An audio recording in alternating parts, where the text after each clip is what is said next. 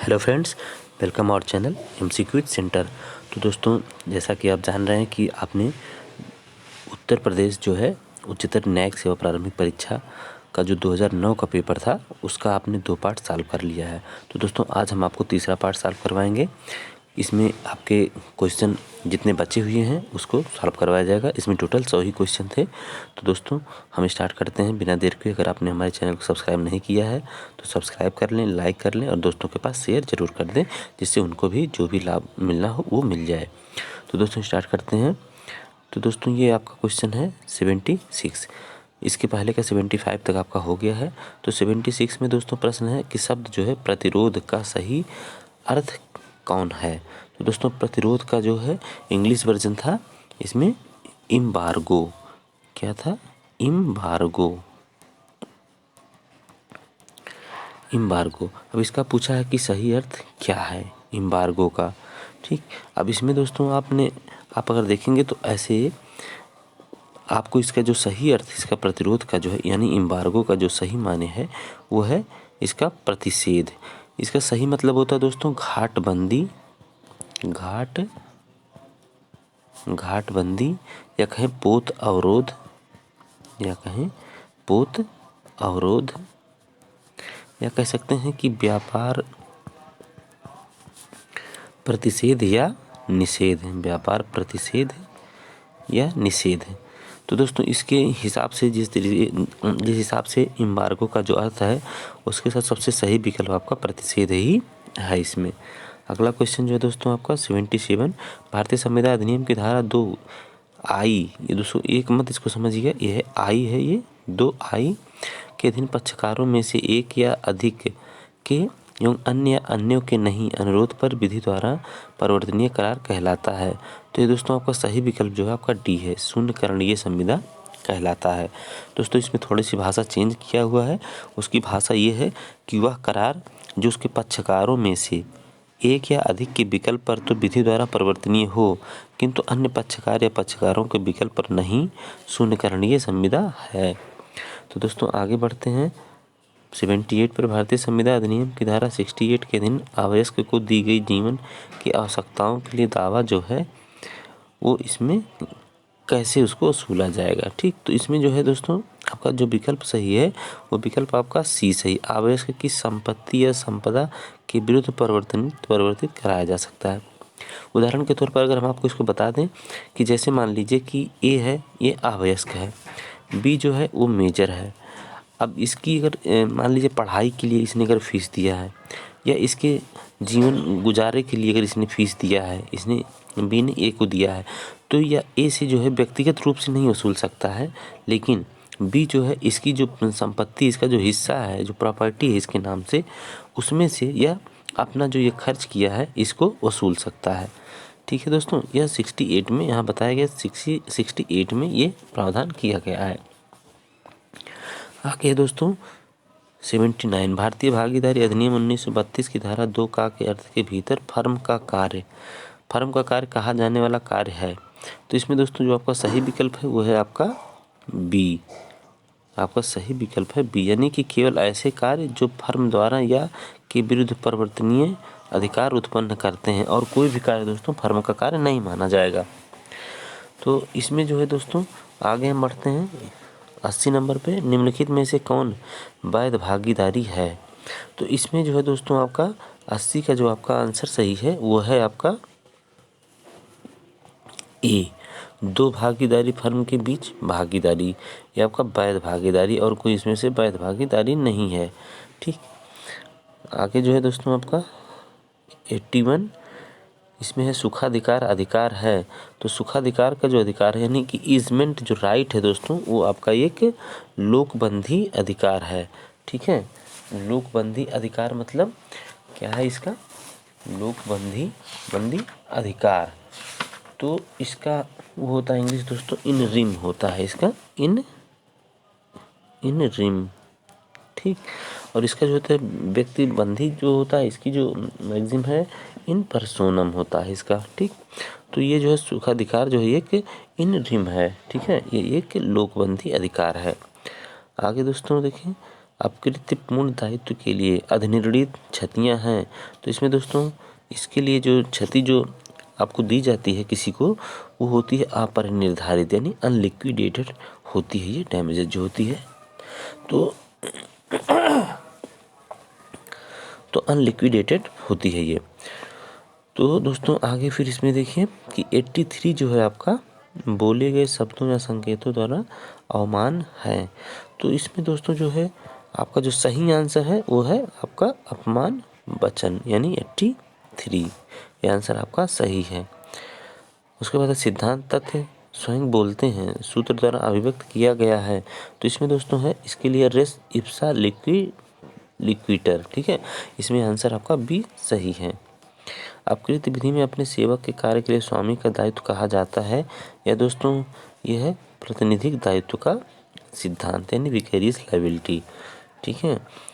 तो इसमें जो होता है ये होता है कि जैसे सेवक है उसके कार्य के लिए स्वामी, ठीक है, और मालिक नौकर के लिए इस तरीके से, और फर्म के भागीदार एक दूसरे के लिए इसमें जिम्मेदार होते हैं।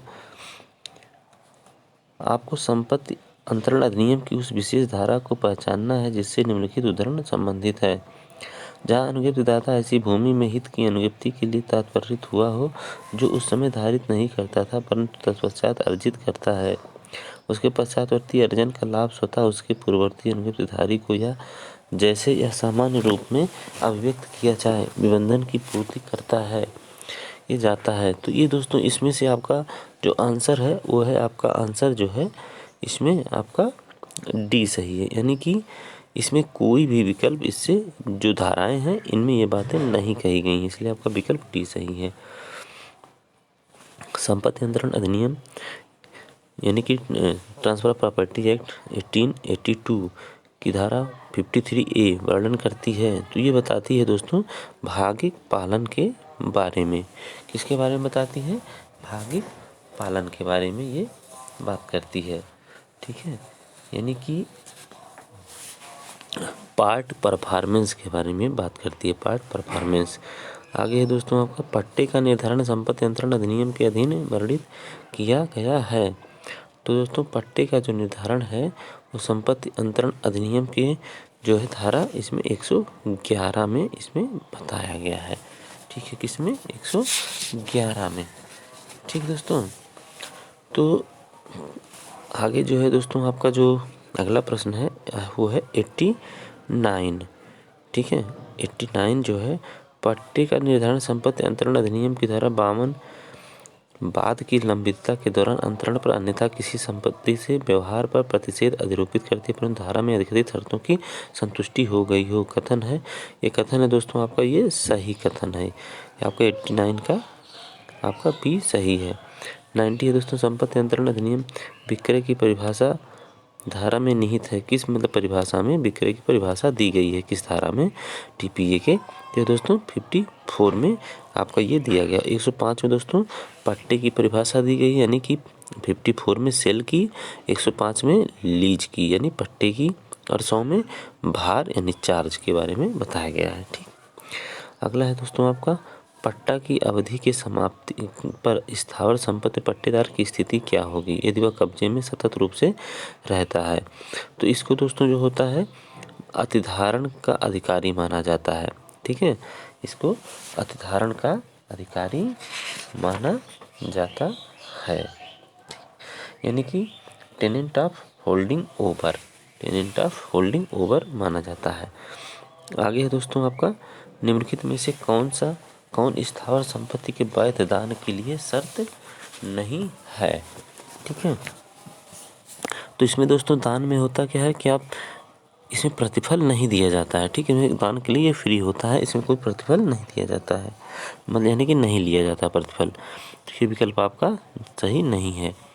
अगला है दोस्तों आपका 93 दोस्तों का अलीगढ़ स्थित घर का स्वामी अपने घर की देखभाल करने के लिए खा को कार्यवाहक के रूप में नियुक्त करने के पश्चात वर्ष 1917 में अलीगढ़ छोड़ा। खा की जानकारी से उक्त घर में रहना प्रारंभ करता है। का प्रश्नास्पद घर के कब्जे के परिधान के लिए खा के विरुद्ध वर्ष 2005 में कार्रवाई प्रारंभ करता है। खा यह विभाग को लेता है कि बाद काल बाधित है, उसने प्रतिकूल कब्जे द्वारा हक पूर्ण कर लिया है। बताइए इसमें कौन सा आंसर सही है। तो दोस्तों इसमें जो है जो ये बात है ये दोस्तों काल बाधित है, ये बात जो है इसका आंसर ये सही है। आपका इसमें जो है आंसर जो है ए सही है। ठीक है, क्योंकि 30 साल से ऊपर हो गया है, उसको 30 साल तक ही बाद लाना चाहिए था। आगे है दोस्तों आपका 94, दो हिंदुओं के बीच विवाह संपन्न हो सकता है यदि। इसमें दोस्तों आपका जो सही विकल्प है वो है वर 21 वर्ष की आयु पूर्ण कर लेता है और वधु जो 18 वर्ष की आयु पूर्ण कर लेती है। ठीक। 95 है हिंदू विवाह अधिनियम 1955। अब इसमें दोस्तों विवाह के अनुष्ठान के लिए अपेक्षित संस्कारों को विहित नहीं करता है, ये गलत है आपका। विवाह के अनुष्ठापन के लिए अपेक्षित संस्कारों को विहित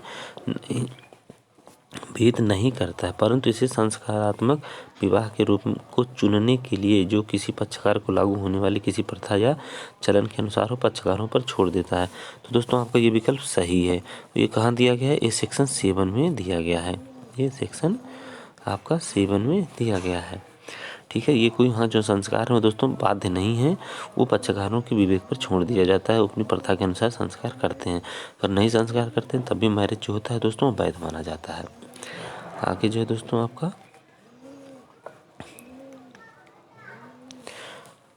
96 हिंदू विवाह अधिनियम 1955 की धारा 16 बच्चों को धर्मस्थता प्रदान करती है। तो इसमें दोस्तों जो है आपका इसमें आंसर जो है दोनों माने शून्य और शून्यकरणीय विवाह के बच्चों को वो धर्मस्थता प्रदान करती है। और दोस्तों अगला जो है तलाक प्रभावी हो सकता है। तो इसमें दोस्तों 97 जो है आपका 97 का डी। ठीक है, 97 का आपका डी यानी कि मौखिक रूप से बोले गए शब्दों द्वारा लिखित रूप में किसी भी तरीके से ये प्रभावी हो सकता है। उसके बाद दोस्तों 98 आता है वैध मुस्लिम विवाह के लिए प्रस्ताव एवं स्वीकृति उसी समय होनी चाहिए, प्रस्ताव एवं स्वीकृति स्थान में होनी चाहिए। अगला है प्रस्ताव एवं स्वीकृति उसी समय एवं स्थान पर होनी चाहिए।